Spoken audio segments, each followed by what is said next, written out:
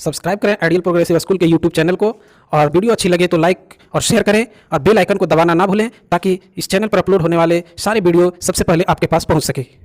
अध्याय 5 देख रहे हैं संस्थाओं का कामकाज। अब प्रधानमंत्री और मंत्रिपरिषद की बात करते हैं। जैसे आपको पता है कि जब लोकसभा के चुनाव होते हैं, लोकसभा में किसी पार्टी को अगर मिल गया बहुमत तो वो लोग मिलके, वो जो मेंबर ऑफ पार्लियामेंट मिलके एक प्रधानमंत्री चुनते हैं। तो इस देश में, हमारे देश में प्रधानमंत्री सबसे बड़ी, सबसे महत्वपूर्ण राजनीतिक संस्था है। अगर एक राजा के बारे में बात करें, एक प्रजा की, तो हमारे राजा कौन है? प्रधानमंत्री। बस ये ध्यान रखिएगा। तो राष्ट्रपति क्या करते हैं, ये बहुमत वाली जो पार्टी होती है उसके नेता को, जो भी नेता चुना जाता है उसको प्रधानमंत्री नियुक्त कर देते हैं। कभी कभी ऐसा होता है कि स्पष्ट बहुमत नहीं मिलता। जैसे लोकसभा का चुनाव हुआ, अब किसी पार्टी को 100, किसी को पार्टी को 100, किसी पार्टी को 200, इस तरीके से 500, 543 में इस तरीके से लोगों को मिला, किसी को 50, इस तरीके से। तो अब इनको क्लियर मैंडेट तो मिला नहीं, तो क्या होगा, ये तीनों पार्टी मिलके सरकार बनाने के लिए आएंगी आगे, क्योंकि एक जादुई आंकड़ा होता है, आधे से ज्यादा एक नंबर पाना होता है। तो ये लोग मिलके आएंगे। अब इसमें क्या करेंगे, इसमें क्या होने वाला है, प्रेसिडेंट क्या करेंगे, हमारे जो राष्ट्रपति है वो क्या करेंगे, वो इस 200 वाले पार्टी वाले को बुलाएंगे, इसके नेता को बुलाएंगे और कहेंगे कि आइए आप प्रधानमंत्री, मैं आपको नियुक्त करता हूं, लेकिन आपको फटाफट आके अपना बहुमत प्रूव करना है। ये किसके विवेक पे चलता है? ये राष्ट्रपति के विवेक पे चलता है। तो अगर बहुमत हासिल नहीं है, गठबंधन की सरकार बनी हुई है, तो उस प्रधानमंत्री को नियुक्त किया जाता है जो सदन में अपना बहुमत हासिल कर सके। प्रधानमंत्री को नियुक्त करने के बाद जो राष्ट्रपति है वो प्रधानमंत्री के सलाह पे, बेसिकली प्रधानमंत्री ही सब कुछ करते हैं, राष्ट्रपति तो केवल सिग्नेटरी है। तो प्रधानमंत्री एक बार बन गए तो वो अपने नेताओं को, अपने मंत्रिमंडल के नेताओं को चुनते हैं, नियुक्त करते हैं। तो प्रधानमंत्री मंत्रियों के चयन के लिए स्वतंत्र होते हैं। लेकिन अगर मैं, जैसे ये प्रधानमंत्री है, हमारे पीएम लिख देता हूं, इन्होंने किसी को चुना, अब ये जो जिसको चुना, ये किसका मेंबर होना चाहिए? ये हमारे सांसद होने चाहिए, संसद के मेंबर होने चाहिए, यानी लोकसभा, राज्यसभा, किसी के भी।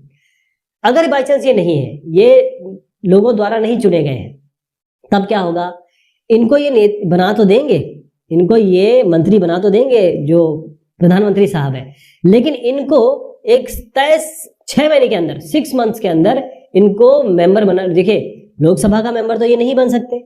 क्यों? क्योंकि अगर बाई चांस कोई उपचुनाव हुआ तो अलग बात है, लेकिन अगर ये बनना चाहते हैं तो ये राज्यसभा के मेंबर बन सकते हैं। 6 महीने के अंदर इनको बनना पड़ता है। तो मंत्रिपरिषद जो मैं आपको बात कर रहा हूं, जो मंत्रिमंडल बनता है, यानी कि जो मंत्री होते हैं अलग अलग विभागों के, जो एक शासन प्रशासन बनाते हैं, यानी कि हम पे राज करते हैं, तो मंत्रिपरिषद जो होता है उसमें 60 से करीबन 80 मंत्री हो सकते हैं। तो मंत्रिपरिषद निकाय एक आधिकारिक नाम है जिसमें सारे के सारे मंत्री शामिल होते हैं सरकार के। आमतौर पर अलग अलग रैंकों में 60 से लेकर 80 मंत्री होते हैं। मंत्रियों के क्या क्या प्रकार होते हैं? एक तो कैबिनेट मंत्री, स्वतंत्र प्रभार वाले राज्य मंत्री और राज्य मंत्री। जो कैबिनेट मंत्री होते हैं ये मेन होते हैं, यानी कि जो सत्तारूढ़ दल है या जो पार्टियां हैं जिन्होंने मिलकर सरकार बनाई है, वहां के जो प्रमुख मंत्रालय हैं, जैसे गृह मंत्रालय, जैसे वित्त मंत्रालय, जैसे जो रक्षा मंत्रालय, ये सब कैबिनेट मंत्री होते हैं। और उसके बाद आते हैं, थोड़ा और लेवल पे नीचे आते हैं, स्वतंत्र प्रभार वाले राज्य मंत्री। ये थोड़े छोटे मंत्रालयों के प्रभारी होते हैं, कि मंत्रालय होते हैं जो छोटे मंत्रालय होते हैं। इसके अलावा राज्य मंत्री और ये उप मंत्री जिसे हम कहते हैं, वो कैबिनेट मंत्रियों की सहायता के लिए है। मतलब जो कैबिनेट मंत्री है उनकी सहायता के लिए उनके साथ जुड़े होते हैं और ये इनके साथ काम करते हैं, कैबिनेट मंत्रियों के साथ राज्य मंत्री। अब ये हो सकता है कि 2 या 2 से अधिक, जैसे मैंने आपको बताया, जो गठबंधन दल हो उससे जो बने, तो लोग फिर फॉर्मूला तैयार करते हैं कि देखिए, अगर 100 आपके हैं, 100 हमारे हैं, 200 हमारे हैं, तो हमारे यहाँ के मान लीजिए 20 कैबिनेट मंत्री बनने हैं, तो हमारे यहाँ से 10 बनेंगे, आपके यहाँ से 5 बनेंगे, आपके यहाँ से 5 बनेंगे। इस तरीके से ये फॉर्मूला तैयार करते हैं और फिर सरकार बनती है। अब बात आती है प्रधानमंत्री साहब की। प्रधानमंत्री, जैसे मैंने कहा कि हमारा अगर देश एक राज्य है तो ये उसके राजा है। प्राइम मिनिस्टर ऑफ इंडिया पहले थे जवाहरलाल नेहरू साहब, आज है नरेंद्र मोदी साहब। ये 2019 से अभी तक हमारे प्रधानमंत्री है। तो प्रधानमंत्री एक बहुत बड़ी पोस्ट है। प्रधानमंत्री देश का सबसे महत्वपूर्ण राजनीतिक संस्थान है। हर चीज के लिए रिस्पॉन्सिबल प्रधानमंत्री ही होते हैं, दिया जाता है उनको कि सरकार मीन्स प्रधानमंत्री। तो प्रधानमंत्री की बहुत सारी शक्तियां होती है। पहले तो जितने भी कैबिनेट की मीटिंग होती है, मंत्रिमंडल की मीटिंग होती है, बैठक होती है, उसकी अध्यक्षता कौन सा आप करते हैं? प्रधानमंत्री। जितने जितने अलग अलग विभाग हैं उनके कार्यों का समन्वयन, यानी कि एक तरीके से उनके बीच में एक हार्मनी बनाना, उनके बीच में एक कोऑर्डिनेशन करना, ये भी नरेंद्र मोदी साहब अभी कर रहे हैं, यानी कि प्रधानमंत्री का काम है। जो जो विभाग है उनके बीच में कोई अगर असहमति होती है तो अंतिम फैसला भी साहब ही लेते हैं। इसके अलावा जितने हमारे पास मंत्रालय हैं उनका पर्यवेक्षण यानी कि उनका सुपरविजन भी यही करते हैं। उनके नेतृत्व में ही जितने जितने मंत्री उन्होंने बनाए हैं, चाहे वो कैबिनेट हो, चाहे वो राज्य मंत्री हो, वो सारे के सारे इनके नेतृत्व में यानी कि इनके लीडरशिप में ही काम करते हैं। प्रधानमंत्री मंत्रियों को काम देते हैं, अलग अलग पोर्टफोलियोज देते हैं कि आप ये बन जाइए, आप ये बन जाइए, और अगर बाई चांस कोई काम नहीं कर पा रहा है ठीक से तो पुनर्वितरण भी करते हैं, या किसी का देहांत हो जाता है तो किसी को ये काम रीअसाइन करते हैं। ये अगर मंत्री ठीक से काम नहीं कर रहे हैं या फिर उन पे कोई आरोप लग जाता है तो बर्खास्त भी प्रधानमंत्री कर सकते हैं। इसके अलावा जब प्रधानमंत्री इस्तीफा देते हैं किसी भी कारणवश तो पूरा मंत्रालय अपने आप साफ हो जाता है, इस्तीफा दे देता है। ये प्रधानमंत्री के अधिकार है। तो संसदीय लोकतंत्र में कभी कभी जो सरकार को हम प्रधानमंत्रीय रूप भी कहते हैं, इसको हम कहाँ जाने लगा है, क्योंकि प्रधानमंत्री इसमें मेन है। जैसे अगर आप यूएस की बात करेंगे, यूनाइटेड स्टेट्स की, वहां पर प्रेसिडेंट होता है, हमारे यहाँ प्रधानमंत्री वो होता है। लेकिन आज क्या है कि जैसे प्रधानमंत्री अगर जैसे आज की बात करें, नरेंद्र मोदी जी है, अब ये बहुमत से आए हुए हैं तो इनको बाकी पार्टियों की सुनने की जरूरत नहीं है। लेकिन इससे पहले जो सरकारें हुआ करती थी, जैसे यूपीए सरकार थी, जो वीपी सिंह की सरकार थी, वो गठबंधन की सरकार थी। अलग अलग जो पार्टियां हैं वो मिलकर सरकार बनाते थे। तो जो भी इसमें बनता था प्रधानमंत्री, उसको सारे के सारे लोगों की बात सुननी पड़ती थी। अगर आज नरेंद्र मोदी साहब या हमारे प्रधानमंत्री किसी और पार्टी की बात नहीं सुने तो फिर उनको कोई फर्क नहीं पड़ता। लेकिन अगर जब गठबंधन की सरकार हो तो सारे गठबंधन की जितनी भी पार्टियां हैं उनकी बात सुननी पड़ेगी। अब हम आते हैं राष्ट्रपति पे। राष्ट्रपति का चुनाव सभी संसद सदस्य यानी कि सांसद और राज्य विधानसभाओं के सदस्यों द्वारा किया जाता है। ध्यान रखिए, केवल जो दिल्ली में संसद है, लोकसभा राज्यसभा नहीं करती है, बल्कि जो हर स्टेट में विधायक है वो भी इनको इलेक्ट करते हैं। राष्ट्रपति राष्ट्राध्यक्ष होता है, राष्ट्र का अध्यक्ष होता है। हमारी जो राजनीतिक व्यवस्था है इसमें राष्ट्राध्यक्ष केवल नाम के अधिकारों का प्रयोग करता है। केवल भारत का राष्ट्रपति ब्रिटेन की महारानी की तरह है, जिसका काम केवल ये है कि भाई ये टॉप मोस्ट है, अलंकारिक है, लेकिन बाकी सारे काम जो होते हैं वो प्रधानमंत्री और उनका जो मंत्रिमंडल है वही करता है। तो राष्ट्रपति साहब ये हो गए। राष्ट्रपति क्या है? राष्ट्रपति का जो चुनाव है सभी संसद सदस्य और सांसद करते हैं और विधायक करते हैं।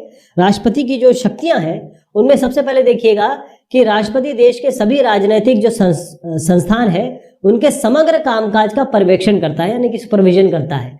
जितनी भी काम हो रहे हैं देश में, सब सरकारी काम जो होते हैं वो राष्ट्रपति के नाम पे होते हैं। सरकार के सभी कानून और जो भी नीतिगत निर्णय है वो किनके नाम पे जारी होते हैं? राष्ट्रपति के नाम पे जारी होते हैं। इसके अलावा जो मुख्य न्यायाधीश हो गए, उच्चतम न्यायालय के न्यायाधीश हो गए, उच्च न्यायालय के न्यायाधीश हो गए, राज्यपाल हो गए, चुनाव आयुक्त हो गए, और जो अन्य देशों के लिए राजदूत होते हैं, उनके मतलब जितनी भी प्रमुख नियुक्तियां हैं उन सब की नियुक्तियां कौन करता है? किसके नाम पे होती है? राष्ट्रपति के नाम पे होती है। राष्ट्रपति खुद नहीं करता, ये सब मंत्रिमंडल करता है, ये सब जो सरकार है वो करती है। सभी अंतर्राष्ट्रीय संधियां और समझौते राष्ट्रपति के नाम पे ही किए जाते हैं। जो राष्ट्रपति है, जितनी हमारी 3 सेनाएं, 3 रक्षा बल है ना, थल वायु जल, तो ये जो हमारी सेनाएं हैं उनके प्रमुख कमांडर, सर्वोच्च कमांडर कौन है? राष्ट्रपति। बस ध्यान रखिएगा कि राष्ट्रपति इन सारी शक्तियों का उपयोग तो करता है, लेकिन मंत्रिपरिषद जो सरकार है उस मंत्रिमंडल के सलाह पे करता है। ये प्रेसिडेंट ऑफ इंडिया है डॉक्टर राजेंद्र प्रसाद साहब सबसे पहले थे। प्रणब मुखर्जी साहब ये 13वें थे। आज रामनाथ कोविंद साहब हमारे प्रेसिडेंट हैं। जब किसी पार्टी या गठबंधन को लोकसभा में बहुमत हासिल नहीं होता तो राष्ट्रपति अपना काम करते हैं। वो ऐसे नेता को नियुक्त करते हैं जो बहुमत जुटा सकें, यानी ऐसा नेता या तो क्लियर मेजॉरिटी मिल जाए, अगर नहीं मिले तो उनको चूज करते हैं, उनको इलेक्ट बुलाते हैं जो अपना बहुमत जुटा सके। प्रधानमंत्री के एक समय जब प्रधानमंत्री को बुला लिया आपने या फिर उनको बना दिया तो उनको बहुमत साबित करना पड़ता है, ये हम पहले भी देख चुके हैं। अब हम न्यायपालिका के बारे में बात करते हैं। न्यायतंत्र, न्यायपालिका, तो एक देश में अलग अलग स्तरों में, हमारे जो देश है उसमें अलग अलग स्तरों पर या किसी भी देश में अलग अलग स्तरों पर न्यायालय होते हैं जिनको मिला के हम न्यायपालिका कहते हैं। ये भी एक स्तंभ है हमारे डेमोक्रेसी का। तो भारतीय न्यायपालिका में पूरे देश के लिए सर्वोच्च न्यायालय है, सबसे ऊपर होता है सुप्रीम कोर्ट। राज्यों में आपके उच्च न्यायालय होते हैं जिसे हम कहते हैं हाई कोर्ट। फिर थोड़ा डिस्ट्रिक्ट में आ जाए, वहां होते हैं डिस्ट्रिक्ट कोर्ट। इस तरीके से हमारे सेशन कोर्ट होते हैं। तो ये सबसे ऊपर है। इस तरीके से लेवल ऑफ कोर्ट थोड़ा जगह के हिसाब से घटते चले जाते हैं। ध्यान रखिएगा, न्यायपालिका एक ऐसी व्यवस्था है जो स्वतंत्रता मांगती है। हमारे देश में स्वतंत्र है। न्यायपालिका की स्वतंत्रता का मतलब होता है कि विधायिका हो या कार्यपालिका हो, उसके नियंत्रण में न्यायपालिका ना हो, ये इंडिपेंडेंट हो, अपने डिसीजन खुद ले सके। तो भारत में न्यायपालिका एकीकृत है। इसका मतलब ये होता है कि इंटीग्रेटेड है, यानी कि जो सर्वोच्च न्यायालय है सुप्रीम कोर्ट देश में न्यायिक प्रशासन को नियंत्रित करता है। सुप्रीम कोर्ट सबका डायरेक्टर है, कह सकते हैं। देश की सभी जो अदालतें, जैसे मैंने अभी आपको नाम गिनवाया, चाहे वो हाई कोर्ट हो चाहे वो डिस्ट्रिक्ट कोर्ट हो, उन सभी अदालतों को उनका फैसला मानना पड़ता है सुप्रीम कोर्ट का। अगर विवाद हो रहा है देश के नागरिकों के बीच, मतलब दो लोगों के बीच, या फिर नागरिक और सरकार के बीच, एक नागरिक और सरकार के बीच हो रहा है, इसी तरीके से दो या दो से अधिक राज्यों के बीच में हो रहा है, यानी दो से दो अधिक राज्यों के बीच में हो रहा है, या फिर केंद्र सरकार और राज्य सरकार के बीच में हो रहा है, तो जितने भी प्रॉब्लम्स आ रही है वो सब कौन देखता है? सब ये न्यायालय देखते हैं। चाहे फौजदारी हो चाहे दीवानी हो, यानी कि क्रिमिनल प्रोसीडिंग्स हो, जब किसी ने मारकाट कर दी है, या फिर कोई फौजदारी या दीवानी में देखिए तो मारकाट होता है, दूसरा ये होता है कि जमीन का मसला हो। तो सारे जो केसेस हैं वो यहाँ पर सुनाई देते हैं, दिखाई देते हैं, और यहाँ पर इसकी सुनवाई होती है, फिर इसके डिसीजन होता है, वो सबको मानना पड़ता है। राष्ट्रपति हमारे जो है प्रेसिडेंट, वो सर्वोच्च न्यायालय और उच्च न्यायालयों के न्यायाधीशों को प्रधानमंत्री की सलाह पर और सर्वोच्च न्यायालय के मुख्य न्यायाधीश को मशवरे से नियुक्त करते हैं। यानी कि करते तो राष्ट्रपति है, लेकिन सर्वोच्च न्यायालय और उच्च न्यायालय के जो न्यायाधीश हैं वो प्रधानमंत्री की सलाह पर नियुक्त किए जाते हैं। लेकिन व्यावहारिक तौर पर आप देखिएगा, जो ये व्यवस्था है इसमें सर्वोच्च न्यायालय के जो वरिष्ठ न्यायाधीश है, मैं पहले बता दूं कि ये हमारा सुप्रीम कोर्ट है, जो सर्वोच्च न्यायालय है उच्च न्यायालयों के नए न्यायाधीशों को इस तरीके से चुना जाता है। जो सर्वोच्च न्यायालय है उसके सबसे वरिष्ठ न्यायाधीश को अमूमन, जो सबसे सीनियर आदमी है सुप्रीम कोर्ट का, उनको मुख्य न्यायाधीश चुना जाता है। एक बार आपने उनको चुन लिया, उनको पद से हटाना बहुत असंभव है, क्योंकि इसके लिए इम्पीचमेंट करना पड़ता है, अविश्वास प्रस्ताव, वो भी 2/3 के बहुमत से दोनों सदनों में करना पड़ता है। ऐसा आज तक भारतीय लोकतंत्र में तो हुआ नहीं है। सर्वोच्च न्यायालय और उच्च न्यायालय जो है, अगर उन्हें लगता है कि विधायिका का कोई कानून, यानी कि जो देश की सरकार है वो कुछ गलत कर रही है, कानून या कार्यपालिका से कोई ना कोई ऐसी चीज हो गई है, संविधान के खिलाफ वो कर रही है, तो केंद्र और राज्य स्तर पर ऐसे कानून या कार्रवाई को जो हमारी न्यायपालिका है वो सीधे के सीधे तौर पर अमान्य घोषित कर सकती है। इतना पावर है इनके पास। नागरिक को संविधान से मिले जो अधिकार है, संविधान हमारा कॉन्स्टिट्यूशन है, उससे हमें कुछ अधिकार मिले हैं। अगर उसे लगता है कि उसके मौलिक अधिकारों का हनन हो रहा है, किसी तरीके से उसको इंसाफ नहीं मिल रहा है, तो वो कभी भी अदालत जा सकता है। इसके लिए PIL दाखिल की जा सकती है। कोई भी आदमी पब्लिक लिटिगेशन ये दायर कर सकता है। सरकार की कार्रवाइयों से जनहित को अगर ठेस पहुंचती है, इसमें भी कोई भी आदमी अदालत जा सकता है। जैसे मैंने बताया PIL, जिसको हिंदी में कहते हैं जनहित याचिका, ये दायर की जा सकती है।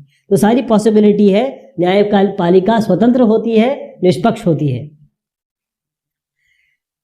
कुछ शब्द इसमें हैं, इन पे जरूर आप थोड़ा ध्यान दीजिएगा। ये शब्द इसलिए जरूरी है क्योंकि हमने इसको बहुत तफसील से अपने डिस्कशन में लिया है। तो ये बात हुई इस टॉपिक की। बहुत शुक्रिया, बहुत मेहरबानी आप सभी की।